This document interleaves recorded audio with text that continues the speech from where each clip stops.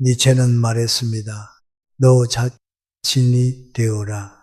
한평생을 누군가의 아내로, 남편으로, 자식의 부모로 그렇게 온 힘을 다해 그 역할을 해내며 살아왔지만 정작 나로 산 시간은 얼마나 될까요?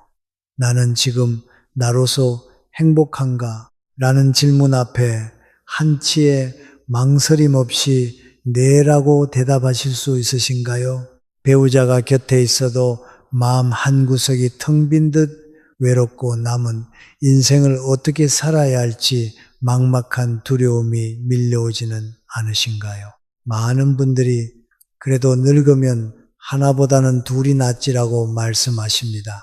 둘이 낫다는 말은 반은 맞고 반은 틀립니다. 둘이라서 의지가 되기도 하지만 둘이라서 더 외로울 수도 있습니다. 가장 가까운 사람이 나를 제일 몰라줄 때 그게 제일 서럽고 외롭지 않으신지요. 그래서 진짜 중요한 건 둘이냐 하나냐가 아니라 내가 나로 살고 있느냐입니다. 심리학에는 이런 말이 있습니다. 외로움은 혼자 있을 때 오는 게 아니라 나를 잃어버렸을 때 온다. 오늘의 영상에서는 잃어버린 나를 되찾고 인생 후반전을 꿀처럼 달콤하고 행복하게 만드는 나, 홀로 꿀맛 인생 설계 6가지 비결을 함께 나누겠습니다. 소중한 구독과 좋아요 부탁드리며 단 한 번뿐인 인생, 이제는 누구보다 자유롭고 행복한 나로 살기 위한 가장 중요한 핵심부터 말씀드리겠습니다. 첫 번째 비결은 부부도 따로 국밥이 되어야 행복합니다. 여러분 주변을 한번 둘러보세요. 나이 든 부부들을 보면 신기하게도 두 가지 극과 극의 모습으로 나뉩니다. 한쪽에서는 매일같이 부딪히며 차라리 혼자 사는 게 100번 낫지 하고 탄식하는 부부가 있습니다. 하루 종일 붙어 앉아 서로의 행동 하나하나에 잔소리하고 리모컨 하나, 반찬 하나에도 싸움이 납니다. 말 한마디에 상처받고 같이 있는데도 외롭고 마음은 늘 시끄럽습니다. 또 다른 쪽에서는 난 혼자서는 못 살아 하며 배우자의 뒷모습만 쫓아다니는 분들이 있습니다. 남편이 외출하기 싫다 하면 나도 덩달아 안 하고 아내가 없으면 밥 한 끼도 못 차립니다. 배우자의 스케줄이 곧 내 스케줄이고 배우자가 있어야만 비로소 내가 존재하는 것처럼 느껴집니다. 겉으로 보기에는 다른 부부처럼 보입니다. 한쪽은 너무 붙어서 괴롭고 다른 한쪽은 떨어질까봐 두렵습니다. 하지만 이 두 부부가 겪는 문제의 핵심 뿌리는 똑같습니다. 바로 나만의 시간이 없다는 겁니다. 차라리 혼자 산다는 분들은 너무 붙어 있어서 지쳐버리신 거죠. 그래서 함께 있는 시간이 오히려 피로와 스트레스가 되는 것입니다. 반대로 혼자 못 산다는 분들은 평생을 배우자 기준으로 살았기 때문에 내가 좋아하는 게 뭔지, 내가 하고 싶은 게 뭔지 한 번도 생각해 본 적이 없습니다. 배우자가 곧 나였고 배우자의 인생이 곧 내 인생이었습니다. 결국 둘 다 나를 잃어버린 겁니다. 왜 이렇게 됐을까요? 바로 나이 들수록 부부는 하나가 되어야 한다는 고정관념에서 시작된 것이죠. 전문가들은 이를 상호 의존의 덫이라고 부릅니다. 서로에게 너무 기대다 보니 내 삶의 기둥이 흔들리는 거죠. 그래서 내가 나답게 행복하게 살기 위한 첫 번째 마음가짐은 이겁니다. 나이 들수록 부부는 한 몸이 아니라 각자의 맛이 살아있는 따로 국밥이 되어야 한다는 것입니다. 같은 집에 살되 각자의 공간이 있어야 하고 같은 하루를 보내되 각자의 계획이 있어야 하고 같은 인생을 살되 각자의 목표가 있어야 합니다. 그리고 필요할 때만 함께하는 느슨한 연결이 훨씬 건강하고 오래 갑니다. 여러분, 인생 후반기는 나 자신을 위한 보너스 시간입니다. 평생 가족을 위해 썼던 에너지를 이제 나에게 돌려야 할 때인 거죠. 고슴도치 2마리가 겨울에 서로 온기를 나누려고 가까이 붙지만 너무 가까우면 가시에 찔립니다. 그래서 적당한 거리를 찾아야 함께 살 수 있습니다. 부부도 마찬가지입니다. 너무 멀어지면 외롭고 너무 가까우면 답답합니다. 각자의 공간을 유지하면서도 연결되어 있는 상태. 이게 행복한 노년 부부의 모습입니다. 그런데 더 중요한 건 이겁니다. 만약 배우자가 먼저 세상을 떠나면 어떻게 될까요? 모든 걸 배우자에게만 의존하며 살았다면 그 순간 내 인생도 끝나버립니다. 하지만 나만의 인생이 탄탄하게 있다면 슬픔은 크지만 삶은 계속됩니다. 이건 비정한 이야기가 아니라 현실적인 준비입니다. 한날 한시에 돌아가시는 부부는 흔치 않습니다. 결국 많은 분들이 인생의 마지막 몇 년을 혼자 보낸다는 뜻입니다. 그때를 위해서라도 지금부터 나만의 인생을 준비해야 합니다. 그래서 배우자가 있을 때도 나로 살고 혼자가 돼도 당당한 나로 살 수 있는 힘을 길러야 합니다. 자, 이제 따로 국밥처럼 나만의 시간을 가지게 되셨다면 이번엔 본격적으로 잃어버린 나를 찾아가는 시간입니다. 두 번째 비결은 나의 자유를 되찾으세요. 하고 싶은 거 하면서 살아보는 게 소원이에요. 이 말 이제는 그저 소원이 아니라 현실이 되어야 합니다. 오직 내 마음이 원하는 대로 살아가는 삶, 상상만 해도 가슴이 뛰지 않으신가요? 심리학자들에 따르면 사람이 행복을 느끼는 가장 강력한 요인은 자율성이라고 합니다. 즉, 내 삶을 내가 선택하고 통제해야 한다는 것이죠. 특히 나이가 들수록 이 자율성은 행복의 핵심이 됩니다. 평생 우리는 의무감으로 살았습니다. 가족을 먹여 살리기 위해, 남들에게 잘 보이기 위해, 체면을 지키기 위해 살았습니다. 하지만 이제는 달라져야 합니다. 이제부터는 나의 만족을 최우선에 두고 선택할 권리가 있습니다. 미국 예일대학교의 연구팀이 놀라운 실험을 했습니다. 요양원에 사는 노인분들을 두 그룹으로 나눴습니다. 한 그룹에게는 방 꾸미기, 식사 시간, 여가 활동 등 작은 것들을 스스로 선택하게 했습니다. 다른 그룹은 직원들이 모든 걸 결정해 줬습니다. 18개월 후 결과는 충격적이었습니다. 스스로 선택한 그룹은 건강 상태가 좋아졌고 행복도가 올라갔으며 심지어 사망률도 절반으로 줄었습니다. 연구 결과가 분명히 보여줍니다. 내 삶을 내가 통제하고 있다는 느낌이야말로 노년의 행복을 결정하는 가장 강력한 요소라는 것을요. 70세정 여사님은 평생 남편이 싫어해서 입지 못했던 진분홍 코트를 남편 외출 후 몰래 꺼내 입고 백화점에 갔답니다.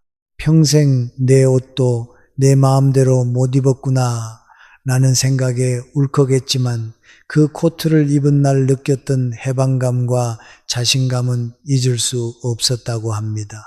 이 작은 나를 위한 일탈이 바로 잃어버린 나를 되찾는 순간이었던 겁니다. 그런데 중요한 사실이 있습니다. 선택의 자유는 단순히 내 마음대로 하기가 아닙니다. 그건 이기심입니다. 진짜 자유는 내 삶의 방향을 내가 정하는 것입니다.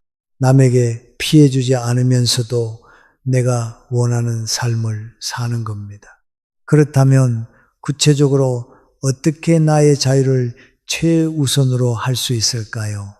첫째, 하루에 한 가지씩 나만의 선택을 해보세요. 많은 분들이 작은 선택마저 남에게 맡깁니다. 당신이 정해 아무거나 다 상관없어. 이렇게 말하는 순간 내 인생의 운전대를 놓는 겁니다. 대신 오늘부터 이렇게 바꾸세요. 나는 이게 좋아. 오늘은 이렇게 해볼래. 점심 메뉴, 운동 시간, 입을 옷 하나씩 작은 것부터 시작하는 겁니다. 내가 좋아하는 것을 스스로 결정하는 사소한 행동들이 모여 여러분을 다시 삶의 주인공으로 만들어줍니다. 둘째, 아니요 라고 말하세요. 하기 싫은 부탁, 가기 싫은 모임, 만나기 싫은 사람에게 정중하게 거절하는 겁니다. 저 사람이 섭섭해하면 어쩌지? 이런 생각이 들 수도 있지만 내가 하기 싫은 걸 억지로 하면서 사는 인생이 과연 자유로운 삶일까요? 거절하지 못하면 남들에게 좋은 사람은 될 수 있어도 행복한 나는 사라집니다. 셋째, 내가 좋아하는 것에 시간과 돈을 투자하세요.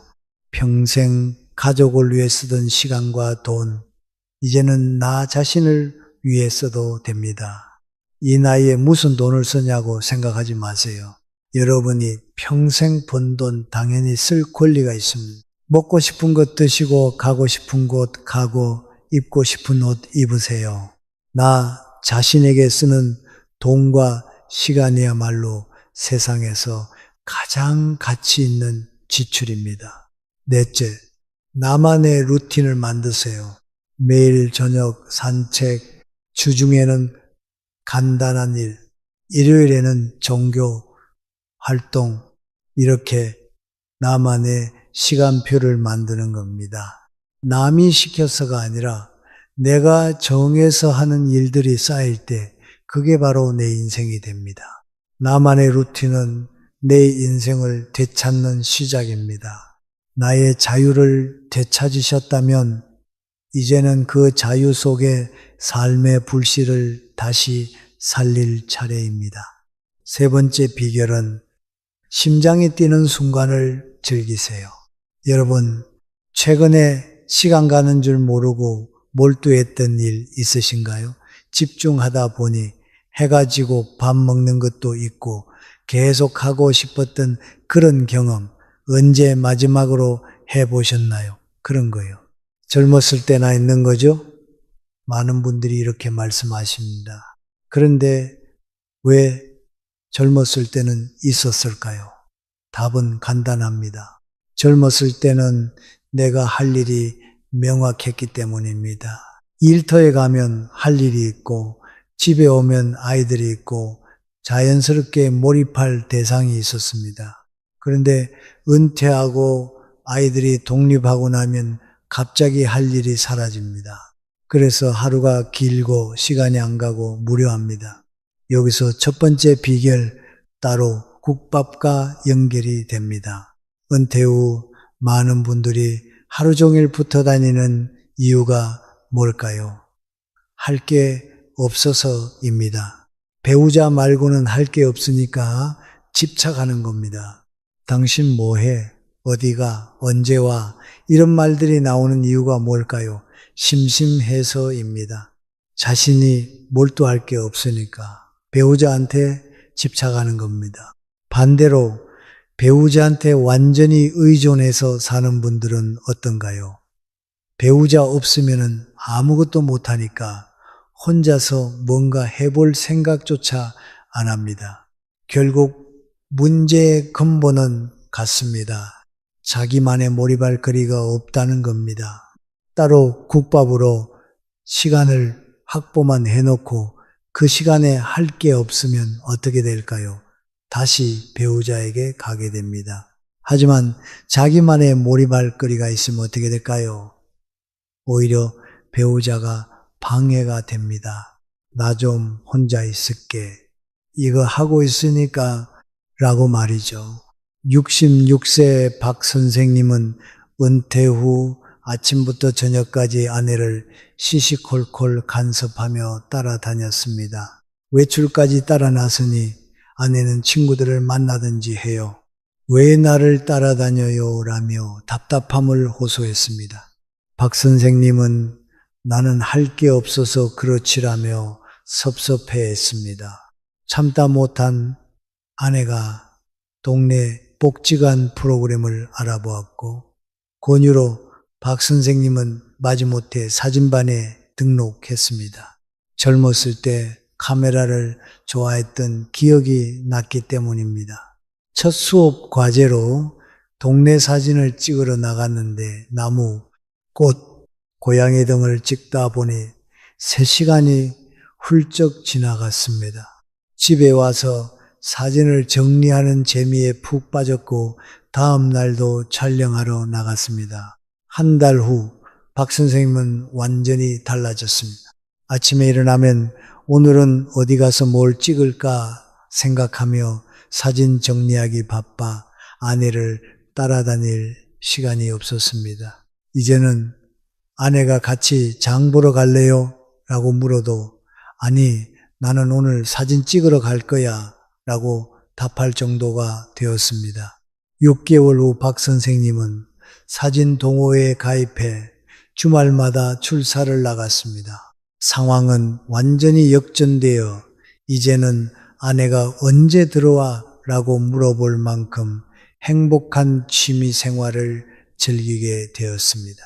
이게 바로 진짜 따로 국밥입니다. 단순히 물리적으로 떨어져 있는 게 아닙니다. 각자가 자기만의 세계를 가지는 겁니다. 배우자 없이도 충분히 즐겁고 혼자여도 외롭지 않을 것을 가지는 겁니다. 그러니 여러분도 찾아보세요. 여러분의 심장을 다시 뛰게 하는 그 무언가를요, 따로 국밥처럼 각자의 시간을 가지고 그 시간 속에서 진짜 살아있음을 느끼세요. 그게 바로 행복한 노년입니다. 그런데 이거 아세요? 이 새로운 도전을 하는 과정에서 이 한 가지를 더한다면 진짜 꿀맛 같은 인생이 됩니다. 과연 무엇일까요?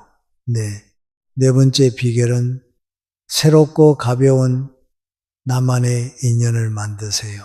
나의 무슨 새로운 친구를 많은 분들이 이렇게 말씀하십니다. 평생 알고 지낸 친구들이면 충분하다고 하시죠. 그런데 심리학은 놀라운 사실을 말해줍니다. 우리 삶에 진정한 활력을 주는 것은 매일 얼굴을 맞대는 끈끈한 관계가 아니라 때때로 만나 차 한잔 나누는 약한 연결일 수 있다는 것입니다. 노년기에는 이 약한 유대가 더욱 중요합니다.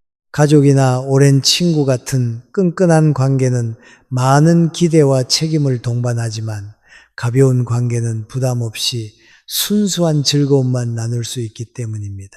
미국 스탠퍼드 대학의 연구에 따르면 사람들이 새로운 일자리를 구하거나 새로운 정보를 얻을 때 가장 도움을 준 사람이 누구였는지 아시나요?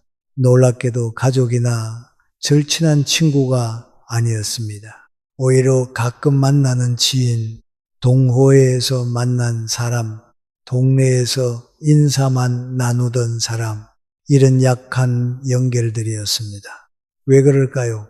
가까운 사람들은 나와 비슷한 세계에 살기 때문에 새로운 자극이 적습니다. 하지만 가벼운 인연들은 다릅니다. 각자 다른 세계에 살고 다른 경험을 하고 다른 정보를 가지고 있습니다. 그래서 만날 때마다 신선합니다. 특히 나이 들어서는 이게 더 중요합니다. 평생 알고 지낸 친구들, 물론 소중합니다. 하지만 솔직히 만나면 무슨 얘기 하시나요? 옛날에 우리 그랬지, 누구 아프다더라, 누구 돌아가셨다더라. 대부분 과거 얘기나 건강 얘기입니다. 만나고 나면 마음이 무겁고 때로는 우울해지기도 합니다. 하지만 새로운 인연들은 어떤가요? 오늘 배운 건 정말 재밌네요. 다음 주는 어디로 갈까요? 이거 어떻게 하는지 아세요? 전부 현재와 미래 얘기입니다. 지금 무엇을 하고 있고 앞으로 무엇을 할 건지 얘기합니다. 만나고 나면 기분이 가볍고 활력이 생깁니다. 69세 이 선생님의 사례를 들어볼까요? 은퇴 후 옛 직장 동료들을 만날 때마다 피곤했습니다. 서로 자식 자랑, 손주 자랑 같은 경쟁이 시작됐기 때문입니다. 만나고 나면 스트레스만 받았습니다.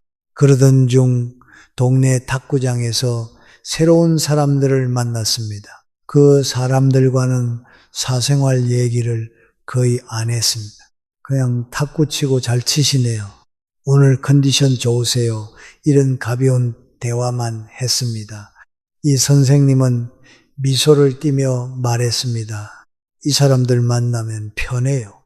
부담이 없고 만나고 나면은 기분이 상쾌해요. 그리고 더 중요한 게 있습니다. 탁구 친구들이 있다는 것만으로도 외로움이 확 줄었다는 것입니다. 깊은 대화를 나누지 않아도 매일 만나지 않아도 괜찮았습니다. 일주일에 한두 번, 두세 시간이면 충분했습니다. 심리학에서는 이를 사회적 간식이라고 부릅니다. 깊고 의무감 있는 관계가 정식 식사라면 가볍고 짧은 만남은 간식입니다. 정식 식사도 중요하지만 간식도 필요합니다. 오히려 간식이 더 자주 필요할 수도 있습니다. 게다가 친한 친구가 많은 것보다 다양한 수준의 인간관계를 가진 것이 외로움 해소에 더 효과적이라는 연구 결과도 있습니다. 여러분, 가벼운 관계라고 해서 의미 없는 게 아닙니다. 오히려 이런 관계들이 우리 삶에 활력을 주고 외로움을 덜어주고 세상과 연결되어 있다는 느낌을 줍니다. 그리고 놀라운 사실은 이런 가벼운 관계 중 일부가 시간이 지나면서 깊은 관계로 발전하기도 한다는 것입니다. 부담 없이 시작했던 인연이 나중에는 가장 든든한 친구가 되는 경우도 많습니다. 이제 보이시나요? 배우자한테만 매달릴 필요 없습니다. 나만의 시간, 나만의 취미, 나만의 사람들, 이것들이 있으면 혼자서도 충분히 신나게 삽니다. 새로운 인연을 맺는데 주저하지 마세요. 깊어지려 애쓸 필요도 없습니다. 그냥 그 시간, 그 활동 함께 부담 없이 가볍게 즐기면 됩니다. 배우자 있든 없든 나는 나대로 천국 같은 인생을 살면 됩니다. 그런데 여기서 끝이 아닙니다. 매일 돌아가는 집, 그것도 나를 위한 공간이어야 합니다. 5번째 비결은 나만의 안식처를 만드세요. 여러분 한번 생각해 보세요. 젊었을 때는 밖에서 보내는 시간이 많습니다. 회사, 친구들과의 모임, 여행, 집은 그저 잠자고 쉬는 곳일 뿐입니다. 하지만 노년에는 집에서 보내는 시간이 압도적으로 많아집니다. 하루에 70, 80%를 집에서 보냅니다. 그러니 집이 어떤 공간인가 남은 삶의 행복을 결정하는 가장 중요한 열쇠가 됩니다. 그런데 많은 분들이 집을 방치합니다. 나 혼자 사는데 뭘 꾸며? 이제 늙었는데 돈 들여서 뭐해? 그냥 있는 대로 살지. 이렇게 생각하며 낡은 가구, 오래된 커튼, 어두운 조명 그대로 삽니다. 그러다 보니 집이 우울해집니다. 집이 우울하면 사람도 우울해지는 법입니다. 실제로 노인 우울증 연구에서 주거 환경이 중요한 요인으로 나타났습니다. 밝고 정돈된 집에 사는 분들은 우울감이 적었고 어둡고, 어수선한 집에 사는 분들은 더 깊은 우울감을 느꼈습니다. 왜 그럴까요? 환경이 우리의 기분을 만들기 때문입니다. 어두운 공간에 있으면 생각도 어두워지고 밝은 공간에 있으면 생각도 밝아집니다. 그래서 나만의 공간을 만드는 게 중요합니다. 상담실에서 만난 70세 김 선생님은 이런 말씀을 하셨습니다. 요즘 들어 집이 더 답답하고 제 집 같지가 않아요. 40년을 살았는데도요. 벽지색 가구, 커튼까지 전부 아내의 선택이었습니다. 김 선생님도 처음에는 의견을 냈지만 당신은 집에 관심도 없잖아. 그냥 나한테 맡겨라는 말에 어느 순간부터 자신의 의견을 접어두었다고 하셨습니다. 그래서 제가 과제를 하나 드렸어요. 다음 주까지 집안에 선생님만의 특별한 공간을 하나 만들어 보세요. 작아도 됩니다. 선생님은 낡은 베란다를 청소하고 작은 테이블과 의자를 놓았습니다. 화분 몇 개를 사서 꽃을 키우기 시작했습니다. 그리고 그곳을 나만의 안식처라고 불렀습니다. 다음 상담 때 김 선생님이 웃으며 말씀하셨습니다. 작은 공간 하나 만들었을 뿐인데 숨통이 트이는 것 같아요. 아침에 거기 앉아 커피 마시는 게 하루 중 제일 행복합니다. 이게 바로 나만의 공간이 주는 힘입니다. 물리적인 공간이 심리적인 안정감을 줍니다. 이건 내 공간이다. 여기서는 내가 주인이다. 이런 느낌이 자존감을 높여줍니다. 혼자 사시는 분들도 마찬가지입니다. 아니, 오히려 더 중요합니다. 혼자 살면 집이 더 나를 위로해 줘야 합니다. 아무도 없는 집에 들어왔을 때 그 공간이 따뜻하게 반겨줘야 외롭지 않습니다. 작은 스탠드 하나, 좋아하는 사진 한 장, 폭신한 방석 하나, 나를 따뜻하게 맞아줄 수 있는 것이라면 무엇이든지 좋습니다. 이런 작은 것들이 집을 나만의 성으로 만듭니다. 혼자 살아도 괜찮습니다. 아니, 혼자라서 더 좋을 수도 있습니다. 온전히 내 취향대로, 내 마음대로 꾸밀 수 있으니까요. 아무 눈치 안 보고 오직 나만을 위한 공간 만들 수 있으니까요. 배우자 있든 없든, 가족 있든 없든 나만의 안식처는 필요합니다. 그 공간에서 나는 온전히 나로 존재합니다. 눈치 볼 필요 없이, 남 신경 쓸 필요 없이 오직 나만을 위한 공간, 그 공간이 있을 때 비로소 혼자서도 행복합니다. 여러분, 왜 혼자가 함께보다 더 행복할 수 있을까요? 그것은 내 모습 그대로를 인정하고 받아들였기 때문입니다. 남편, 아내, 부모라는 짐을 내려놓고 진짜 나의 모습으로 당당하게 살아가는 삶을 찾았기 때문입니다. 너 자신이 되어라. 이것은 누군가에게 잘 보이기 위한 삶이 아닙니다. 60년, 70년의 세월을 열심히 살아낸 여러분의 삶을 스스로 존중하고 이제 남은 시간을 오직 나라는 이름으로 채우겠다는 자랑스러운 약속입니다. 여러분, 이제 망설이지 마세요.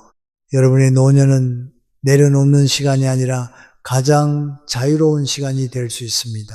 지금부터 당당하게 신나게 여러분의 꿀맛 같은 인생을 마음껏 즐기시기를 진심으로 응원합니다.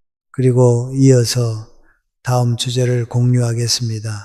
비참한 노후를 피하려면 무조건 이것부터 하세요.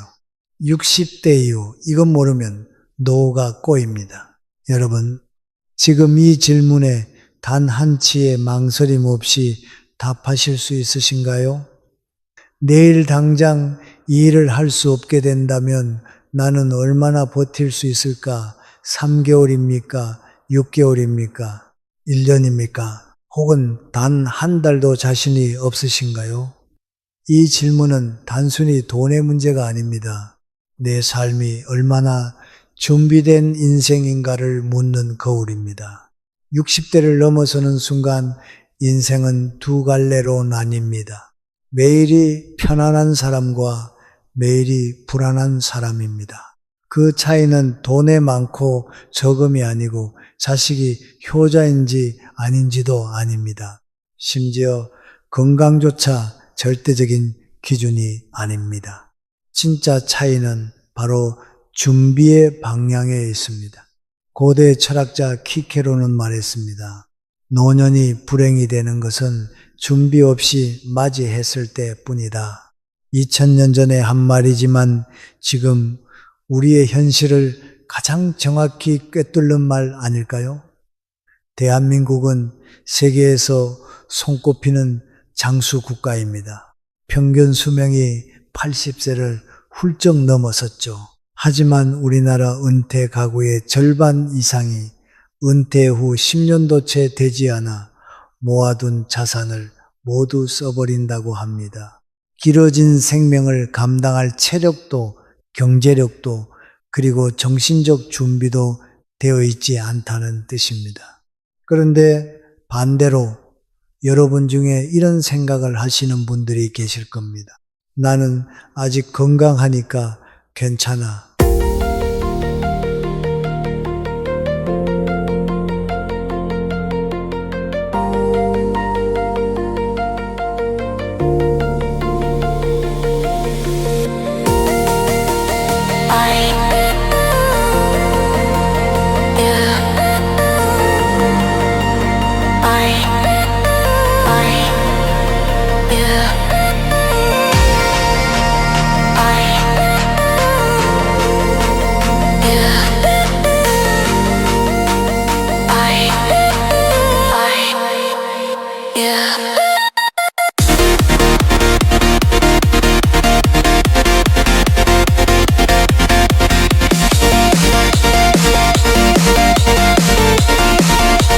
연금도 받고 있고 여유 자금도 있으니까 문제없어.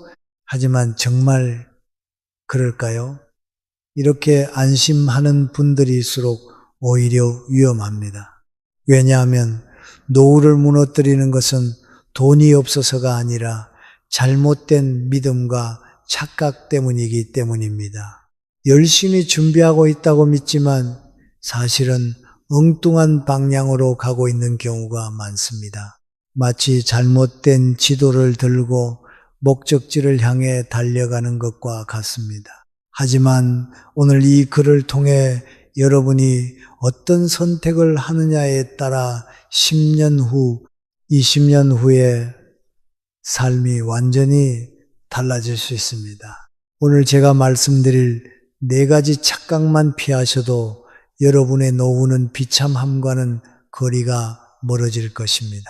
시작하겠습니다. 첫 번째는 계속 일할 수 있다는 착각입니다. 몸 하나로 먹고 살아온 인생이에요. 평생 일할 수 있습니다.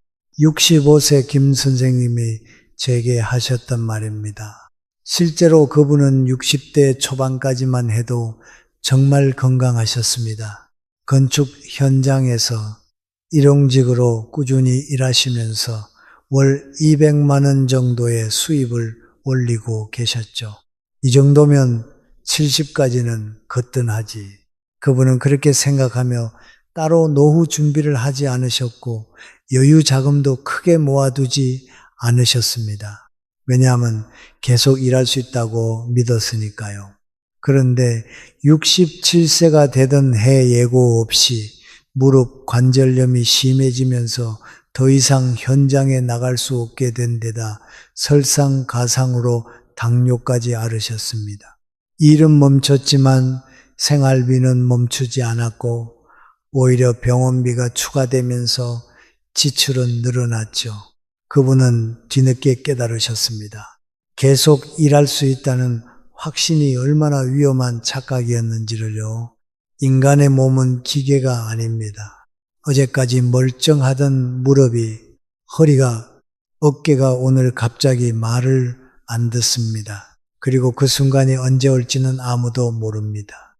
더 큰 문제는 요즘은 젊은 사람과 외국인에 밀려 아무리 성실하고 건강해도 고령자가 일자리를 구하기란 하늘의 별 따기입니다. 그래서 필요한 것이 바로 자동소득 구조입니다. 연금, 임대수익, 배당, 이자, 안정적인 금융상품, 이런 것들이 바로 여러분의 경제적 파이프라인입니다. 몸이 아파도 일하지 않아도 돈이 흘러 들어오는 통로죠. 그런 구조가 없다면 여러분의 수입은 은퇴와 동시에, 아니 몸이 말을 듣지 않는 그 순간 바로 멈추게 됩니다. 우선 지금 당장 내 수입원을 점검해 보세요. 노동소득이 전체의 80% 이상이라면 매우 위험한 상태입니다. 지금부터라도 자동소득의 비중을 높여야 합니다. 그래서 지금부터 여러분께서 바로 실천할 수 있는 자동소득 구조 방법을 알려드릴 테니 정말 귀 기울여 주세요. 첫 번째, 국민연금을 최대한 활용하세요. 아직 국민연금을 받지 않고 계신다면 연기연금을 고려해 보세요. 연금 수령을 1년 늦출 때마다 7.2%씩 늘어납니다. 5년을 늦추면 36%가 증가하죠. 월 100만 원이 136만 원이 되는 겁니다. 그 5년 동안은 다른 수입이나 저축으로 생활하시는 겁니다. 두 번째, 주택연금을 적극 고려하세요. 집을 소유하고 계신가요? 시가 12억 원 이하라면 주택연금 가입이 가능합니다. 만 55세 이상이면 신청할 수 있어요. 집을 담보로 맡기고 평생 매달 연금을 받는 제도입니다. 예를 들어 3억 원짜리 집을 가진 70세 부부라면 월약 95만 원을 받을 수 있습니다. 평생 살 수 있고 두 분 중 한 분이 돌아가셔도 배우자는 계속 받습니다. 돌아가신 후 집값이 연금 총액보다 크면 남은 금액은 상속되고 부족해도 자녀가 갚을 필요 없습니다. 집을 자녀에게 물려줘야 하는데 라고 생각하실 수 있습니다. 하지만 자녀에게 집을 주고 본인이 경제적으로 어려워지는 것보다 여러분이 편하게 사시는 게 자녀에게도 더 나은 선택입니다. 세 번째, 기초연금을 꼭 확인하세요. 만 65세 이상이고 소득 하위 70%에 해당하면 기초연금을 받을 수 있습니다. 2025년 기준 월 최대 약 34만 원입니다. 국민연금을 받고 계셔도 신청 가능합니다. 많은 분들이 자격이 되는데도 모르고 못 받는 경우가 많습니다. 주민센터에 가서 기초연금 신청하고 싶다고 하시면 자격 여부를 바로 확인해 줍니다. 네 번째, 집에 방 하나 내주기를 생각해 보세요. 큰 집에 사시거나 자녀들이 독립해서 빈 방이 있다면 월세를 놓는 것도 방법입니다. 방 하나에 월 40에서 60만 원이면 큰 도움이 됩니다. 남과 함께 사는 게 불편한데 라고 생각하실 수 있죠. 하지만 요즘은 세대 공감, 홈쉐어링 같은 프로그램도 있습니다. 대학생이나 사회초년생을 받아 서로 도움을 주고받는 형태예요.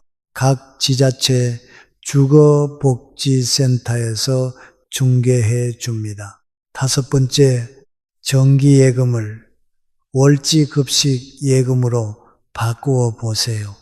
은행 예금을 하고 계신가요? 그럼 일반 정기예금이 아니라 월지급식 예금으로 바꾸어 보세요. 같은 예금인데 이자를 만기에 한꺼번에 받는 게 아니라 매달 받는 겁니다. 예를 들어 5천만 원을 연 5.5% 월지급식 예금에 넣으면 매달 약 14만 원씩 이자가 나옵니다. 연금처럼 매달 들어오는 거죠. 원금은 그대로 있고요. 만기일시 직업보다 총이자는 조금 적지만 노후에는 매달 들어오는 게 훨씬 유용합니다. 은퇴 전문가들이 입을 모아 하는 말이 있습니다. 노후 준비의 핵심은 자산이 아니라 현금 흐름이다. 즉 5천만 원을 가지고 있어도 수입이 없으면 불안하지만 매달 확실하게 100만 원씩 들어온다면 그 안정감은 비교할 수 없다는 뜻이죠. 그래서 지금 이 순간 여러분께 묻고 싶습니다. 내일 당장 일을 할 수 없게 된다면 3개월 뒤 몸이 말을 듣지 않는다면 그때도 생활을 유지할 수 있으신가요? 만약 이 질문 앞에서 망설여지신다면 지금이 바로 자동소득 구조를 점검해야 할 시간입니다. 늦었다고 생각할 때가 가장 빠른 때라는 말이 있듯이 지금 시작하시기 바랍니다. 그런데 자동소득을 충분히 확보한 분들 중에서도 노후가 무너지는 경우가 있습니다. 어떻게 그럴 수 있을까요? 바로 두 번째는 생활비만 확보되면 괜찮다고 믿는 착각 때문입니다. 여러분, 중요한 질문 하나 드려볼까요? 여러분이 지금 당장 1,000만 원이 급하게 필요하다면 어떻게 하시겠어요? 바로 인출할 수 있는 현금이 있으신가요? 아니면 보험을 해지하거나 자식에게 손을 벌려야 할까요? 한 재무상담사는 이런 말을 했습니다. 노년의 불행은 돈이 없어서가 아니라 급할 때 쓸 돈이 없어서 시작된다.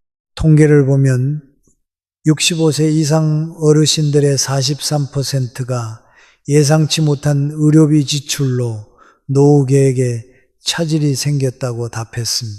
그리고 그중 절반 이상이 비상금이 없어서 자산을 급매각하거나 빚을 졌다고 했습니다. 노후를 무너뜨리는 건 예측 가능한 지출이 아닙니다.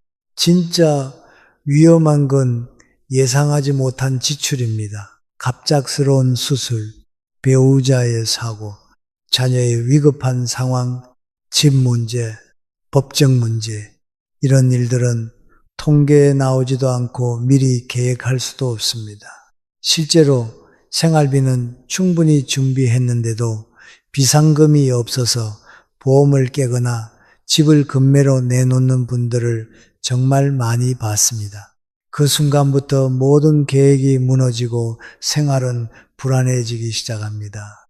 그래서 생활비와는 완전히 별도로 비상자금을 반드시 마련해야 합니다. 그렇다면 비상금은 얼마나 있어야 할까요? 전문가들은 최소 6개월치 생활비라고 말합니다. 만약 월 250만 원을 쓴다면 1,500만 원 정도는 비상자금으로 확보해 두는 거죠. 그렇게 큰 돈을 어떻게 마련해라고 하실 수도 있습니다. 처음부터 그 금액을 만들 필요는 없습니다.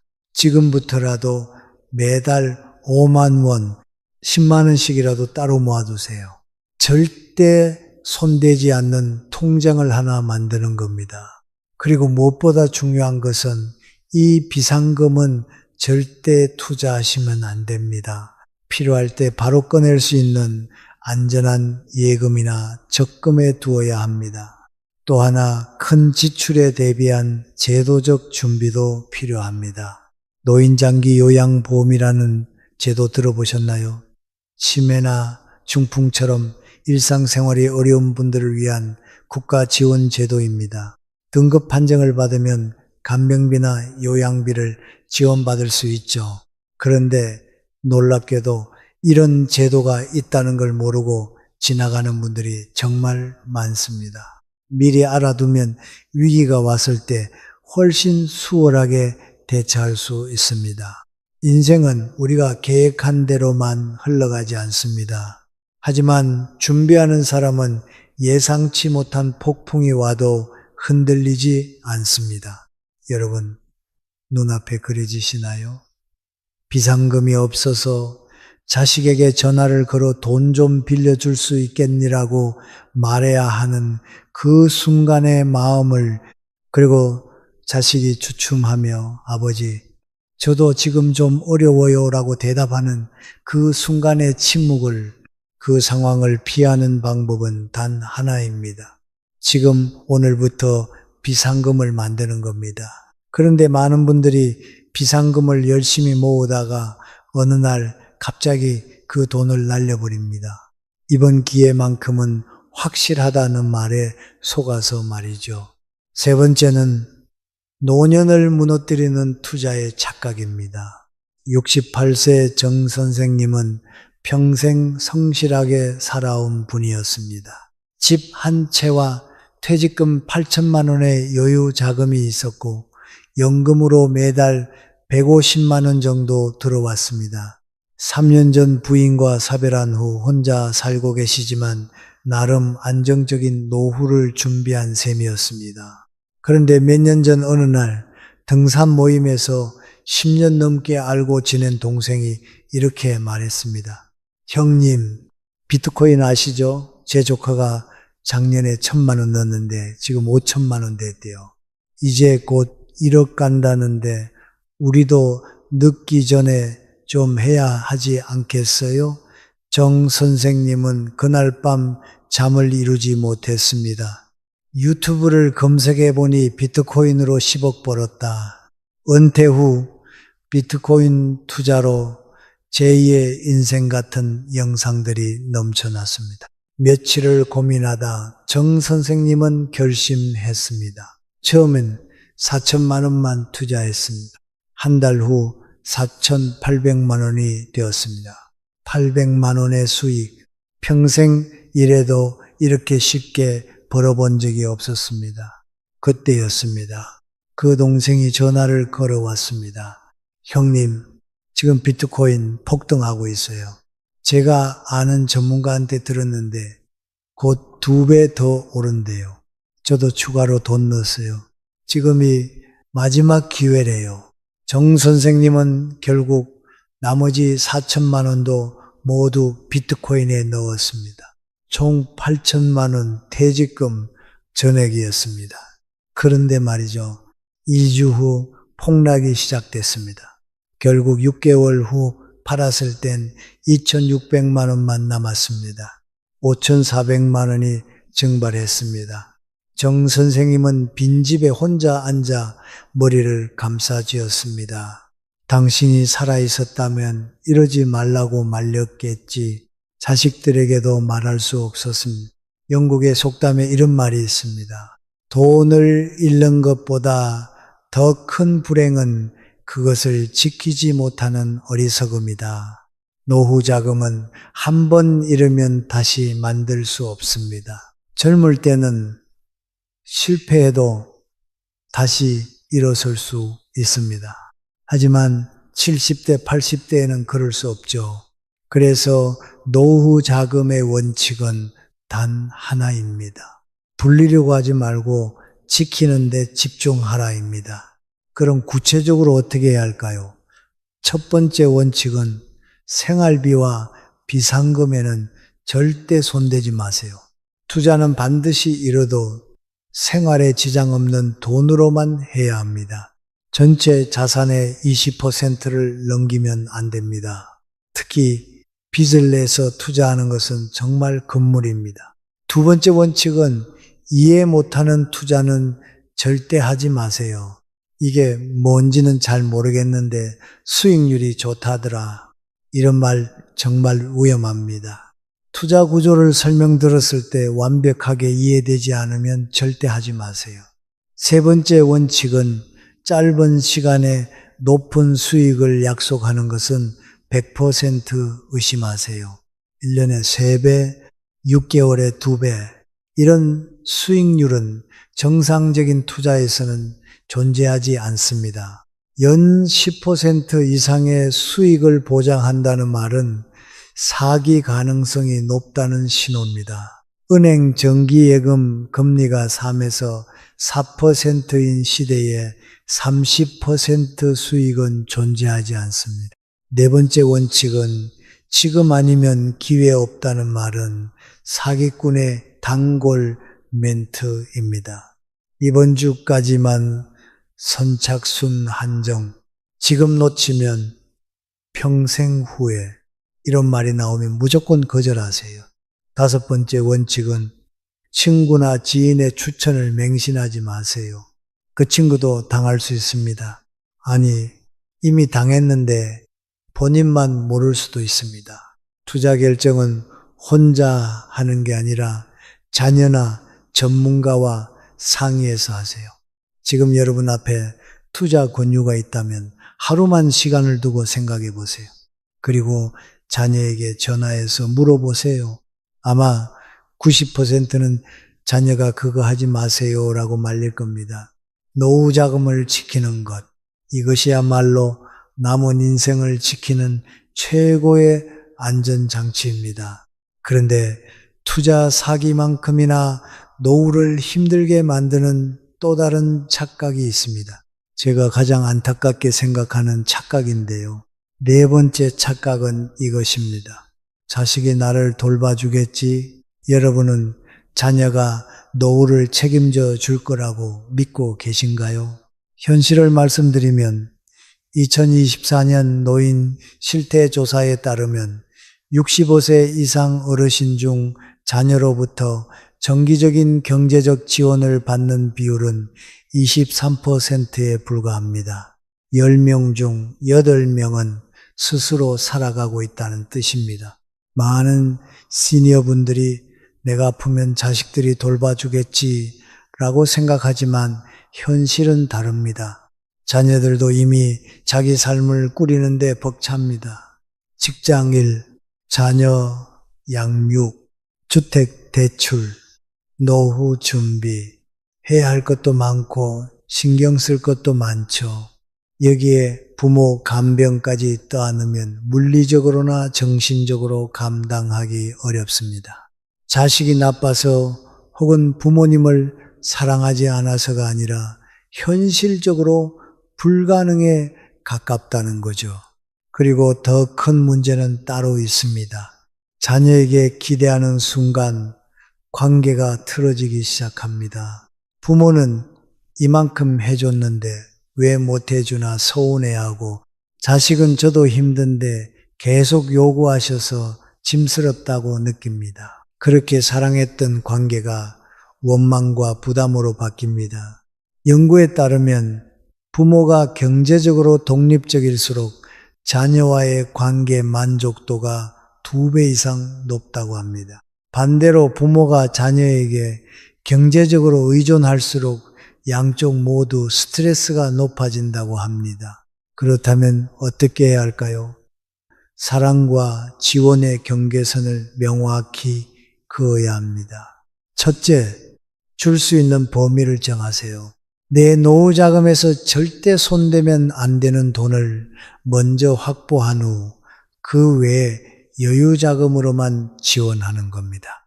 예를 들어 노후 생활비로 5천만 원이 필요하다면 그 돈은 절대 건드리면 안 됩니다. 자식에게 무리하게 지원해버리면 결국 내가 힘들어질 때 그 부담이 다시 자식에게 돌아가는 악순환이 됩니다. 둘째, 기대를 버리세요. 이게 가장 중요하면서도 가장 어렵습니다. 내가 아프면 자식이 돌봐주겠지. 나중에 자식들이 보답하겠지. 이런 기대 말이죠. 기대가 없으면 실망도 없습니다. 그러면 관계가 훨씬 편해집니다. 셋째, 자녀에게 줄 수 있는 최고의 선물은 돈이 아니라 걱정 안 해도 되는 부모가 되는 것입니다. 스스로 건강을 챙기고 경제적으로 독립하고 정서적으로 안정된 부모, 이런 부모를 둔 자녀는 자기 인생을 살 수 있습니다. 그게 진짜 사랑이에요. 자녀와의 관계에서 가장 아름다운 거리는 서로 부담 주지 않는 거리입니다. 내가 자립해 있으면 자녀들도 편안합니다. 그리고 그 편안함 속에서 진짜 따뜻한 관계가 유지됩니다. 67세 박 여사님은 3년 전 자녀들에게 이렇게 선언했습니다. 엄마, 아빠는 앞으로 너희한테 손 안 벌릴 거야. 그러니 너희도 우리한테 무리해서 뭘 해주려고 하지 마. 그냥 안부 전화하고 가끔 얼굴 보러 오는 게 최고야. 자녀들은 처음엔 섭섭해 했습니다. 하지만 시간이 지날수록 그 선언이 모두를 편하게 만들었다는 걸 알게 됐죠. 부모는 당당하고 자녀는 부담 없어졌습니다. 그러자 오히려 만남의 질이 높아졌습니다. 혹시 자녀에게 과도하게 지원하고 계신가요? 혹시 노후에 자녀가 돌봐줄 거라고 기대하고 계신가요? 그렇다면 오늘부터 생각을 바꿔보세요. 자녀에게 줄 돈의 한계선을 그으세요. 기대를 내려놓으세요. 그리고 스스로 서는 법을 준비하세요. 그게 여러분을 지키는 길이고 동시에 자녀를 진짜로 사랑하는 길입니다. 그런데 여기까지 들으시고 이런 생각하실 수 있어요. 좋은 말인 건 알겠는데 막상 실천은 어렵잖아요? 맞습니다. 그래서 마지막으로 가장 중요한 이야기를 해드려야겠습니다. 이 모든 것을 실천하기 위해서는 단 하나가 필요합니다. 바로 독한 마음입니다. 제가 직접 만나본 행복한 노후를 보내는 분들에게는 한 가지 공통점이 있었습니다. 그분들은 남에게 독한 것이 아니라 자기 자신에게 혹독할 정도로 독한 분들이었습니다. 이 독함이야말로 나이 들어도 절대 무너지지 않는 비밀이었습니다. 첫 번째, 자립에 독해지세요. 나는 이렇게 나이 들고 싶다. 라는 책을 쓴 손흥아야는 행복한 노후를 보장받는 최고의 으뜸은 자립이라고 말했습니다. 자립이란 단순히 혼자 돈을 벌어 먹고 사는 문제가 아닙니다. 정서적으로, 생활적으로, 경제적으로 누구에게도 의지하지 않는 힘입니다. 자녀에게도, 배우자에게도, 친구에게조차 기대지 않고 스스로 설 수 있는 힘, 그것이 진짜 자립입니다. 77세 한 여사님을 만났을 때 깊은 인상을 받았습니다. 배우자를 먼저 보내고 혼자 사시는 분이었는데 눈빛이 또렷했습니다. 자식들한테 연락 자주 오세요? 제가 물었을 때 한 여사님은 빙그레 웃으며 말했습니다. 한 달에 한 번 정도. 나도 바쁘고 애들도 바빠. 그런데 괜찮아요. 나는 내 하루를 즐기며 살거든요. 한 여사님은 매일 아침 운동을 하고 오후에는 복지관에서 수채화와 시니어 체조를 배우셨습니다. 저녁에는 동네 친구들과 간단히 차를 마시거나 산책을 하며 수다를 떨었죠. 제가 물었습니다. 외롭지 않으세요? 한 여사님은 별거 없다는 듯 이렇게 대답하셨어요. 외로움은 혼자 있을 때 오는 게 아니에요. 누군가를 기다릴 때 오는 거죠. 나는 아무도 기다리지 않아요. 그래서 외롭지 않아요. 한 여사님의 말씀에 깊은 깨달음을 얻었습니다. 혼자서도 즐길 수 있는 취미를 찾으세요. 혼자서도 버틸 수 있는 경제력을 확보하세요. 혼자서도 움직일 수 있는 건강한 몸을 유지하세요. 두 번째, 건강에 독해지세요. 돈이 아무리 많아도 가족이 아무리 화목해도 몸이 아프면 그 순간 행복은 멈춥니다. 그래서 건강을 지키려면 운동은 선택이 아니라 생존입니다. 82세. 조 선생님은 매일 아침 6시에 일어나 1시간 동안 걷습니다. 비가 오나 눈이 오나 춥거나 더워도 빠지지 않습니다. 힘들지 않으세요? 힘들죠. 아침마다 일어나기 싫어요. 그런데 일어나지 않으면 더 힘들어져요. 몸이 굳고 무릎이 아프고 결국 누워 지내게 되잖아요. 그게 더 무서워요. 조 선생님의 말씀에는 절실함이 담겨 있었습니다. 운동을 좋아하는 사람은 많지 않습니다. 특히 나이가 들면 몸이 더 무겁고 일어나기가 더 힘들죠. 하지만 바로 그래서 더욱 독한 마음이 필요합니다. 아침에 일어나기 싫을 때 스스로에게 이렇게 말해 보세요. 운동은 내 몸을 지키는 마지막 수단이다. 귀찮음은 잠시뿐이다. 나는 독종이 되어야 한다. 세 번째, 열정에 독해지세요. 나이가 들면 열정이 서서히 식습니다. 모든 게 귀찮아지고 굳이 해야 하나라는 생각이 늘어나죠. 새로운 걸 배우기도 싫고 어디 나가기도 귀찮고 그냥 집에서 텔레비전이나 보며 하루를 보내기 쉽습니다. 하지만 바로 이 시기에야말로 마음의 불을 지펴야 합니다. 이탈리아의 천재 예술가 미켈란젤로는 80세가 넘어서도 나는 여전히 배우고 있다라고 말했습니다. 그의 불타는 열정이 시대를 넘어서는 작품들을 만들었죠. 75세 김 선생님은 70세에 서예를 시작했습니다. 처음엔 붓을 제대로 잡지도 못했지만 매일 2시간씩 연습했습니다. 5년이 지난 지금 김 선생님의 작품은 동네 복지관 전시회에 걸릴 정도가 되었습니다. 이 나이에 뭘 또 배워요? 주변 사람들이 그렇게 물었을 때 김 선생님은 이렇게 답했습니다. 이 나이니까 배우는 거예요. 남은 시간이 적으니까 더 열심히 살아야죠. 그냥 앉아서 죽을 날만 기다릴 순 없잖아요. 열정은 나이와 상관이 없습니다. 취미든 봉사든 공부든 일이든 무엇이든 좋습니다.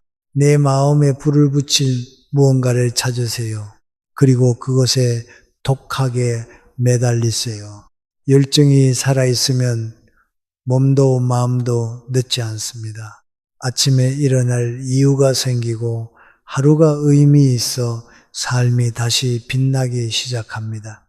노후의 절반은 5가지 착각에서 오는 함정을 피하는 것으로 지킬 수 있습니다.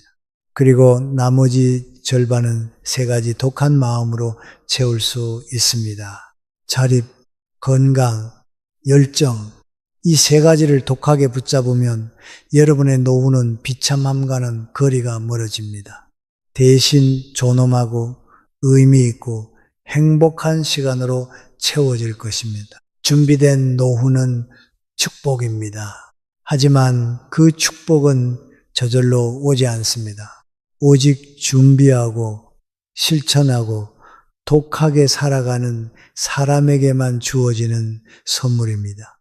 오늘 자기 삶을 책임지고 미래를 준비하고 독하게 살아가는 여러분을 진심으로 응원합니다. 시청해 주셔서 감사합니다.